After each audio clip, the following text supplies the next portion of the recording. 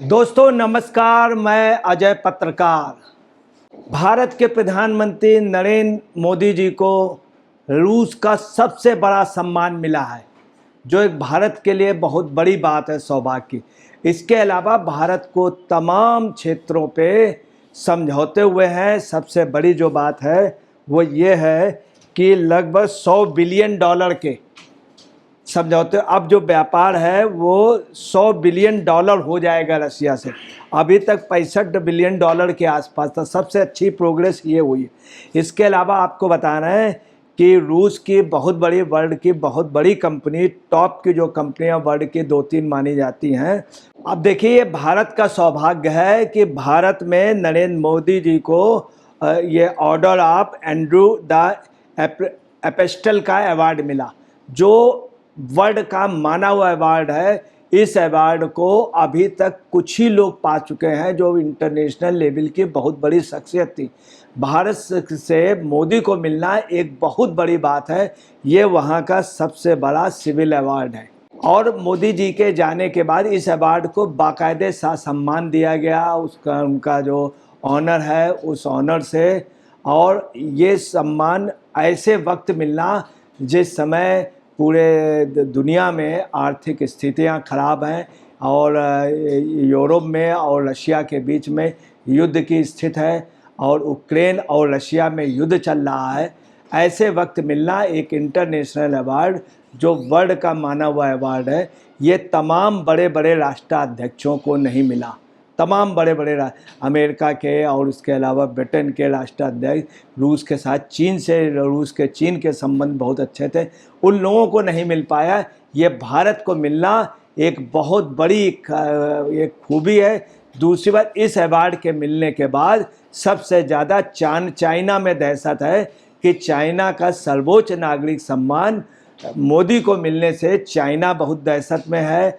और चाइना के में इस बात का चिंता व्यक्त की जा रही, पाकिस्तान बहुत ज़्यादा चिंतित है कि यह वर्ल्ड का इतना इंटरनेशनल बड़ा अवार्ड ये साफ जाहिर करता है भारत की स्थिति क्या है और रशिया में भारत का क्या सम्मान है, जो सर्वोच्च सम्मान मिल रहा है नरेंद्र मोदी जी को। इसके अलावा आपको बता दें, इस सम्मान के मिलने के बाद तमाम राष्ट्राध्यक्ष, तमाम देशों में खलबली में मची।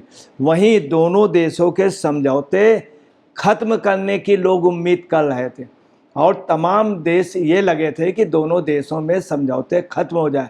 इवन अमेरिकन लॉबी भी लगी थी, ब्रिटेन लॉबी भी लगी थी। यूक्रेन के साथ जितने भी देश थे वो इसी में लगे थे कि भारत से और रशिया से जो संबंध है व्यापारिक, ये संबंध खत्म हो जाए। इसके लिए वो दबाव भी बना रहे थे, लगातार कह रहे थे। आपको मैं बतला दूं, तमाम कंट्रियों ने रशिया का बाइकाट कर रखा, आर्थिक रूप से बाइकाट कर रखा है। अमेरिकन लॉबी ने और यूरोप की लॉबी ने। उसके बावजूद आप समझ लीजिए कि संबंध खत्म होने की जगह बहुत मजबूत संबंध हो गए हैं और संबंध मजबूत होने के साथ ही इतना बड़ा अवार्ड मिल जाना, इतना बड़ा अवार्ड जो मिला है, ये एक अपने आप में ऑर्डर ऑफ एंड्रू एंड एपेस्टल का अवार्ड मिलना भारत के लिए और नरेंद्र मोदी जी के लिए बहुत बड़ी उपलब्धि। नरेंद्र मोदी जी ने यह भी कहा कि 140 करोड़ ये भारतीयों की उपलब्ध है, ये मेरी उपलब्ध नहीं, 140 करोड़ भारतीयों की उपलब्ध है। अब देखिए, इस अवार्ड को मिलने के बाद कितनी दुनिया में भारत का नाम रोशन हुआ।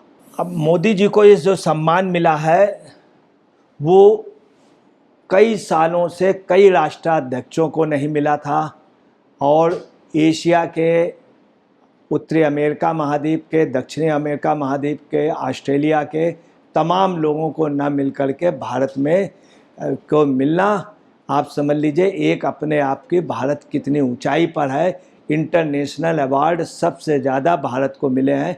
कई राष्ट्रों ने अपने सर्वोच्च जो पुरस्कार हैं और सर्वोच्च जो अवार्ड हैं वो भारत को दिया। ये भारत के लिए गर्व की बात है। देखिए, नरेंद्र मोदी जी को जो अवार्ड मिला, इस पे बीजेपी की भी प्रक्रिया आई है।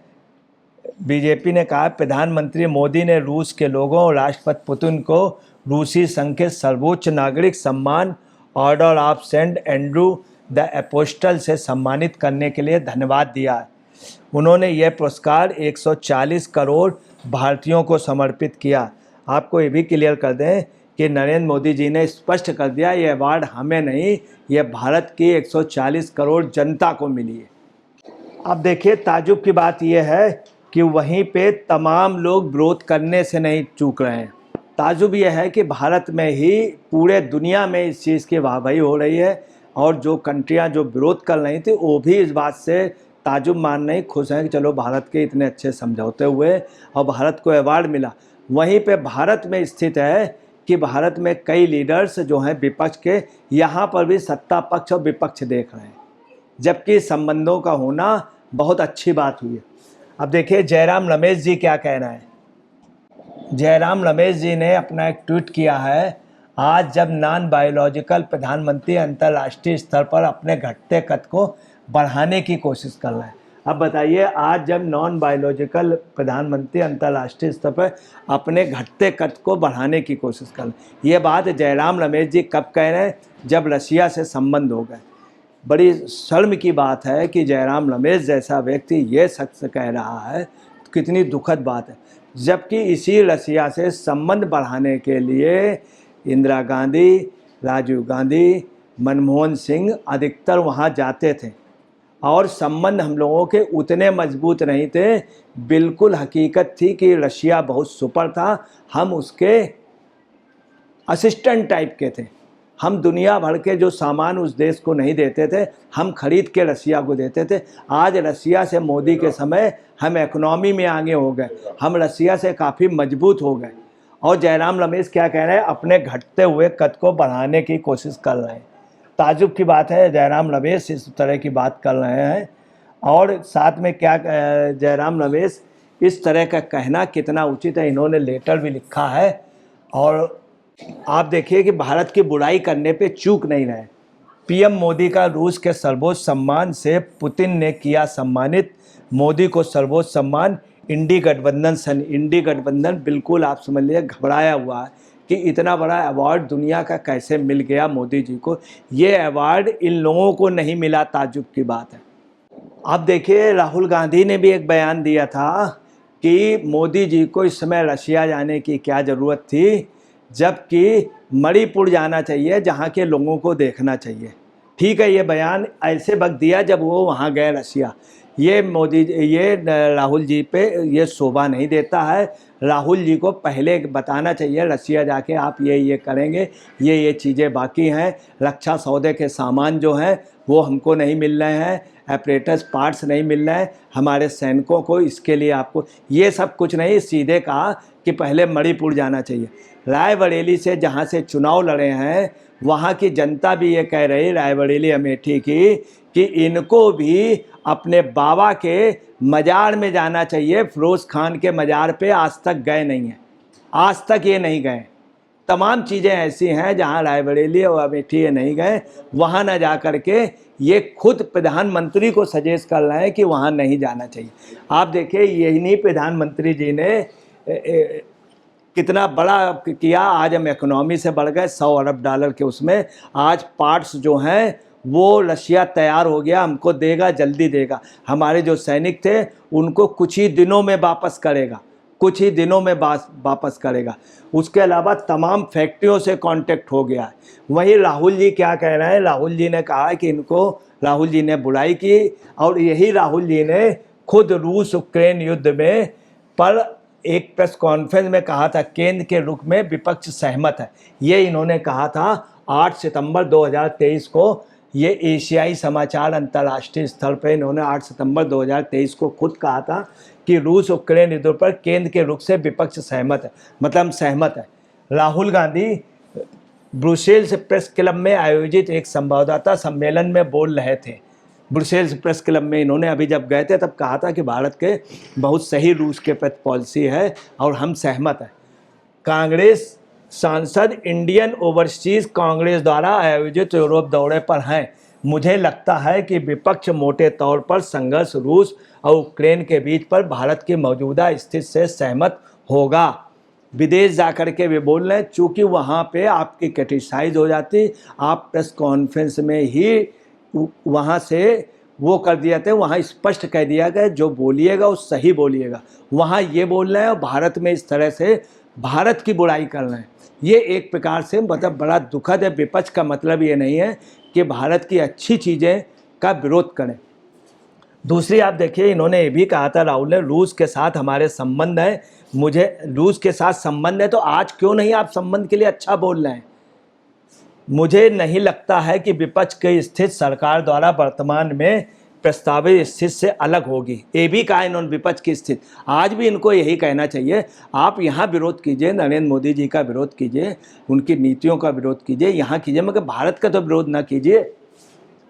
वे पश्चिमी देशों द्वारा रूस पर प्रतिबंध लगाए जाने के बाद भारत को कच्चे तेल की बिक्री बढ़ाने के बारे में पूछे गए सवाल का जवाब दे रहे थे। भारत रूस से सस्ते दामों पर कच्चा तेल खरीद रहा है। ये भी इन्होंने कहा कि भारत रूस से सस्ते दामों पर कच्चा तेल खरीद रहा, मतलब सस्ते दामों पे भारत युद्ध के समय। ये राहुल गांधी ने ब्रुसेल्स की प्रेस कॉन्फ्रेंस में कहा था। कितना पलट गया। अगर यही चीज़ ये है कि नेहरू जी वहाँ पर गए थे, वहाँ पे रशिया में, उसने साफ कह दिया था कि चाइना मेरा भाई है, चाइना मेरा भाई। यहीं की एक प्रधानमंत्री का कार्टर के सामने तलाशी हुई थी, यहीं के अपने यहाँ के, आप समझ लीजिए, अमेरिका पे। यहीं के प्रधानमंत्री जी की इतनी बेइज्जती हुई थी कि उनसे चाइना ने कहा था तुम कैसे अरुणाचल प्रदेश में चले गए, तो मनमोहन जी ने कहा था कि मैं कभी गया ही नहीं। यहीं का एक विदेश मंत्री कृष्णन चाइना गया था, तो चाइना जा कर के वो बोलता था कि भारत को ये कोई समझाए कि अरुणाचल प्रदेश के कुछ हिस्से पे भारत कब्जा मानता है, तो ये हुआ था हटा दिए जाएंगे, नहीं हटाएंगे।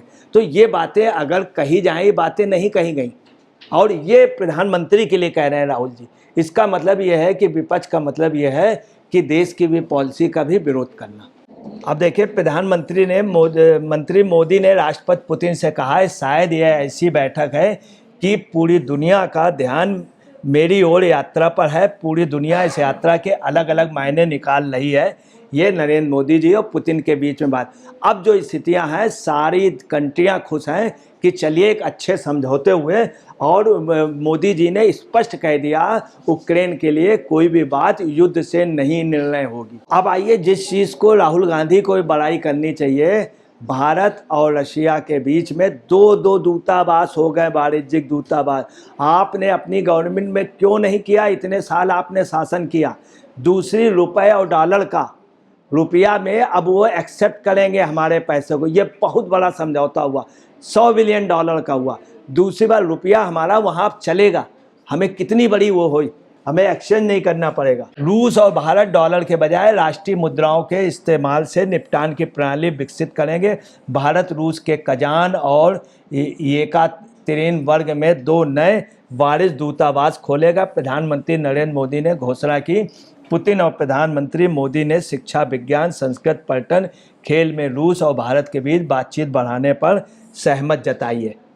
अब देखिए, जो स्थितियां हैं वो साफ हैं कि राहुल गांधी या कांग्रेस जयराम रमेश को कहना चाहिए, ये सम्मान जो है मोदी जी को इंडिविजुअल नहीं मिला, ये भारत के 140 करोड़ जनता को मिला, ये कह सकते हैं। मगर नहीं, मोदी जी ने स्पष्ट कह दिया हमको नहीं, और ये भारत को मिला। और आपको बतलाना है कि जो व्यापार संतुलन के लिए सबसे बड़ा जो समझौता हुआ, व्यापार संतुलन में रूस जो है हमसे माल लेगा बहुत, व्यापार संतुलन को बढ़ाने, ये सबसे भारत का बहुत बड़ा वो। और रूस नेफ्ट जैसी कंपनियों के आने से लगभग आपको बता रहे 20 लाख लोगों की आर्थिक स्थिति मजबूत होगी। इतने लोगों को रोज़गार, सेमी रोज़गार मिलेगा अगर ये रूसी कंपनी आ गई। 9 समझौते हुए, 9 समझौते, एक रूसी कंपनी भारत में भी, और उर्वरक के लिए, ऊर्जा के लिए, पेट्रोलियम ईंधन के लिए, ऊर्जा क्षेत्र में इतना बड़ा समझौता होने जा रहा कि भारत की ऊर्जा क्षेत्र की प्रॉब्लम बिल्कुल ख़त्म हो जाएगी। ये एक देश के लिए बहुत अच्छा सुखद वो है। दोस्तों नमस्कार, मैं अजय पत्रकार।